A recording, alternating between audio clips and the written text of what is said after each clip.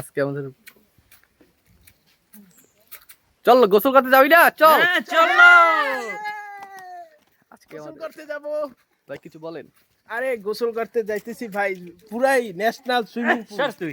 তো গাইস আমরা অনেকদিন পর ঢাকা থেকে এসেছি আর আমরা অনেকদিন খালি গোসল করিনি, তো চলুন আজকে খালি গোসলের ব্লগ হবে। সামনে যাও।